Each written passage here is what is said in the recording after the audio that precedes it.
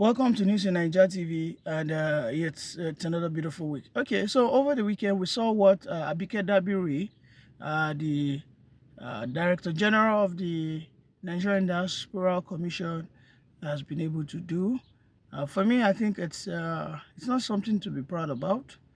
My reason are simple, because we saw what happened during the last 2023 election, wherein the police were defending people who are championing the ethnic bigotry against the Igbos in Lagos State. In fact, we saw how the police even looked away where some Muslim clerics were calling for the extermination of Christians. You know, we saw how the police force looked away when the Northerners were saying that Obi must not be elected because Obi will come and Christianize, or should I say, they said Obi would come and allow Biafra to be a reality. But again, today, under Tinubu, Abike Dabiri is charging in all cylinder, just to ensure that she incarcerates a lady who is in Canada for calling the poisoning of some people in Nigeria. Now, my take is not a situation whereby I'm supporting such hateful speech. No, I am not supporting such hateful speech. But my take is against the sheer double standardness of the Nigerian agency. Now, it is apparent that the Nigerian agency seems to be partisan. They seems to be tribal, even in their execution of duties. Yes, because it seems now that whenever some certain people are trying to be vocal and they are trying to be retaliatory, then the Nigerian people, or the Nigerian government, yes, will now remember that they have a duty to curb any show of bigotry. So that level of double standardness has brought this lack of trust. It has brought that lack of trust. It has, again, you know, emphasized that the Nigerian government has been designed to favor some elements while it's always against some other elements. And the Nigerian nation can never move forward with this show of partiality against some ethnic,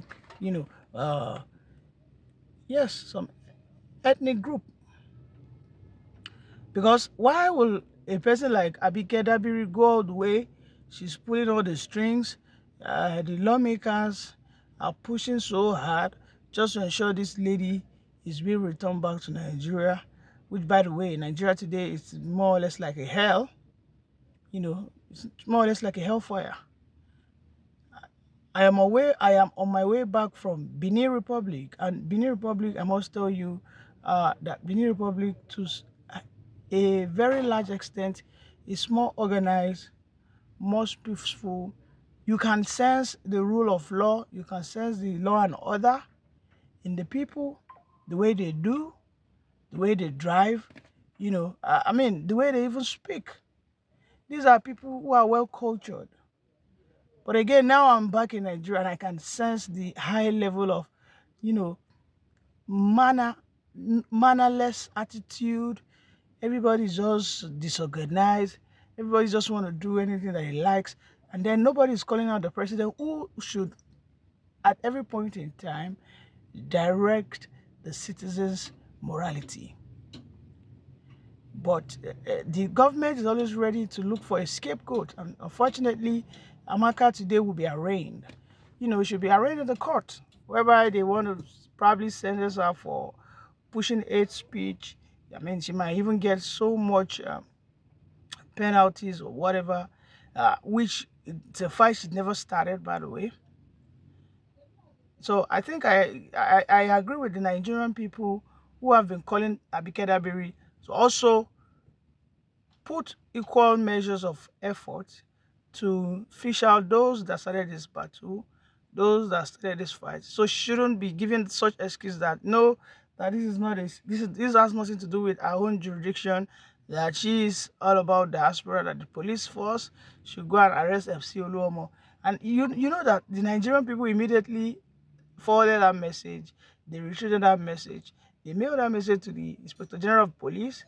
On X, they tried to retweet and tag people who are in the police quarters to do the needful, take action. But of course, you know, the normal reaction we will get is that mute response. No response. Nigeria cannot survive if we continue like this. The breakup of the country is imminent if we continue like this. In Benin Republic, there are over 100 tribes.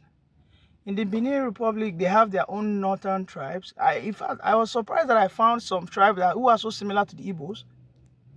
You know, they bear the name maybe like Chuku, but there's always a T or a D added to it. I was surprised that I saw the Yorubas there. I was even surprised that I found Hausa speaking guys. I spoke Hausa with some of them. I even had their food. You know, so, but you will not see them trying to be engaging themselves in this ethnic supremacy that is unfortunately going on in Nigeria today. All over social media, everybody is claiming supremacy. The Igbos are claiming supremacy. The Yorubas are claiming supremacy. The Hausas are claiming supremacies. You know, these are just waste of people's life and future. Instead of the Nigerian people to think on the way forward on how to hold their president accountable. But they are busy saying that my tribe is better than yours. So people are saying your own tribe, what they do is just ritual killings. Some are going into arguments like, yes, what we know you guys for is drug peddling.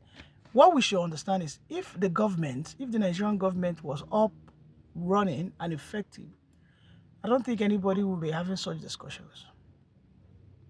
If the national security was top-notch, I don't think anybody will be kidnapped. You know, so that is the thing.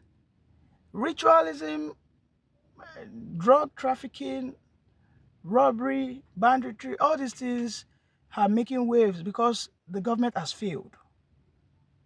But instead of we, the Nigerian people, to hold our government responsible, we are using that as a, you know, as a subject of banter, saying that yes, the Fulanis are now known for banditry. That's what you guys are. So whenever you see a man who dresses as a Fulani, what comes to your mind first is, he's a bandit, he's a bandit. Yes, immediately you see a Yoruba person, start looking at it, oh, this guy, na ritualist. No, let me take my head before this guy cuts my head. When you see an Igbo man who is probably rich, you say, oh, this one, a drug the guy do. He has no way around. There's no way he could have made more money. He could have made money if he didn't go through the illicit way. And that is a shame. And of course, yes, I will blame the citizens, but I think our leaders are fully in charge of how the people's mentality is being checked, is being oriented, is being channeled. The government are the ones that will rechannel, they will repurpose the people's mindset. I was in Benin, I was shocked. I was like, are you kidding me? This is the Benin that we, over the years, were like big brothers to them. And now today, Benin do not even accept the Naira note anymore. I was in Benin, I was so embarrassed. You know, the little Sefa I had when I exhausted it, I still had some Naira notes with me. I think I had about 30K, and then I was in a space. I think I had to buy a yogurt or thereabout, and then I gave that lady, I think 2,000 Naira thereabout. Yes, because she said one Sefa is now 3 Naira. So that means if you have 1,000 Naira, it is equivalent to 3,000 Naira. You get, so, and I think that thing was around 1K, 1,000 Sefa. So I gave her around 2.5, I think, yeah, I gave her around 2.5 or 2, yes. But she didn't accept it. And the reverse was the case as at 3-4 years ago, that if you find yourself in Benin, if you give them that Naira, they wouldn't ever reject it. If you give them the naira in sefa, as at 3-4 years ago, like you don't have sefa, you just say, okay, I want to buy fish, anything, you just give them 1,000. They are going to grab it with immediate alacrity. But now, anytime we bring, anytime I brought out that currency, they will just laugh. They're like, no, take that thing away, take that tissue paper away. But back home, the Nigerian people are busy, insulting themselves, engaging themselves in that arena of ethnic supremacy, that dirty conversations. It's almost impossible for me to believe that this is how low Nigeria has become.